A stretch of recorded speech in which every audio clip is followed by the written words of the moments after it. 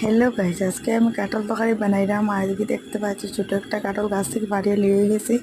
আর এদিকে সরিষার তেল আমি দার মধ্যে বালা ঠিকসে লাগিয়ে দিলি মা হাতের মধ্যে লাগাইছে, কারণ তাহলে কষ লাগে না। এদিকে গামলার মধ্যে কাটি কাটি রাখবো, তার কারণে একদম কষ লাগে না। তোমরা এরকম ট্রাই করতে পারো। আর এদিকে আমি এইরকম সবসময় কাঁঠাল কাটি, আর এদিকে আমার হাতের মধ্যে একটুকু খসুস লাগে না। এদিকে আমি সিদ্ধতে বসাই দিছি, তো এদিকে সিদ্ধ হয়ে গেছে প্রায়। আর এদিকে সিদ্ধর পরে আমি একটু জল চড়াইছি, এদিকে গরম মশলা গরম করিয়ে এদিকে বাজি আর কি শেষাই হয়েছে, এদিকে গুঁড়া বানাই লিছি। তো গুঁড়া বানাই এদিকে আমি সম্বাসটা তো দিয়ে দিছি ফোড়ন। আর এদিকে আমি মানে কাঁঠালটা সিদ্ধ মানে আর কি এদিকে আমি লঙ্কা গুঁড়ো, হলুদ গুঁড়ো, জিরা আমি সব দিয়ে দিলাম। আর এই নিরামিষ মশলাও দিলাম দিছি একটু। আর এদিকে লবণ দিয়ে তারপরে নিরামিষ সবজি। আর এদিকে তোমার গরম মশলা দিয়া দিছি। আর এখানে প্রায় কমপ্লিট হয়ে গেছে। তো এখন আমি আই গেছি ঠাকুরের উপর দিয়া, আর এদিকে আমি খাবার বই গেছি। চলো গাইস, টাটা, বাই বাই।